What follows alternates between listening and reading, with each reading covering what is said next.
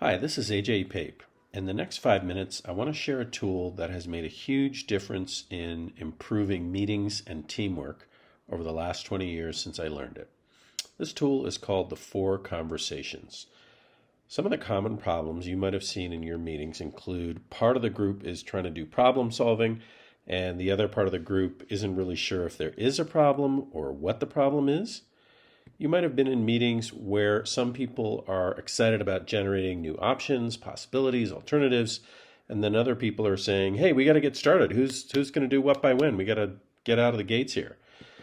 In other meetings, it might look like a sort of normal functional meeting on the surface, but if you step back, you think to yourself, I don't know if people are really being honest or actually understanding what each other are saying. I hear people making some commitments, but maybe it sounds like lip service. The mood just feels a little bit tense or guarded, even though in a certain way you could say, oh, it's just a normal meeting. It doesn't leave you energized with confidence that it was a productive use of everybody's time. So to fix this kind of problem in meetings and more broadly in teamwork, it's powerful if everyone on the team understands which of these four conversations they want to be in and how to use and navigate between these four conversations that I'm about to share. The first one, and the most important, is a conversation for relationship. If people in the team trust and respect each other, if they feel comfortable to be open, that makes everything 10 times easier.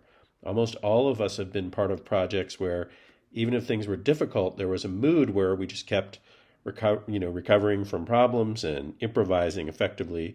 Or conversely, most of us have been on teams where we might have the right people, the right staff, the right skills, but somehow the mood wasn't good and there was a lot of people having to justify everything or check with each other. Is it okay if I do this? A lot of nervousness, hesitation, and this leads to rework. The first conversation, these conversations for and about relationships, is the most important because weak relationships are expensive. They require a lot of extra justification, having all your bases covered instead of going, hey, I think I did the right thing in this circumstance. If I didn't, we can all learn from it. Weak relationships are expensive in time and money. So that's the first most important conversation of the four. The second conversation is called a conversation for speculation. This is brainstorming ideas and options.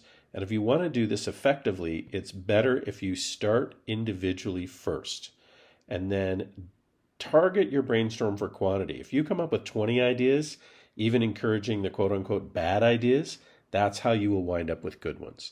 A highly performing team or a highly effective meeting will speculate rather than just latching onto the first idea that comes out. The third conversation of the four is a conversation for assessment. This is where we have to make decisions, anticipate which is the right path to go, decide are we on track or not. What risks are we facing? How serious are they? Who should we hire? Who should we staff on a certain project or a thing that needs to get done? And conversations for assessment are tricky because they anticipate or predict a future. So if I think I should hire one person or that we are on track, that's a different decision with different consequences than to say, no, I think we should hire this other person, or we do have this risk, we don't. All of these are judgment calls. They are by their nature subjective. They should be informed by facts, but all the facts in the world cannot predict the future. You have got to, in your meetings, label your assessments clearly as assessments. This is my perception, my judgment, my anticipation of what will happen, as opposed to arguing over, well, who's wrong, who's right. Making shared assessments is one of the most important skills for an effective meeting and a high-performing team.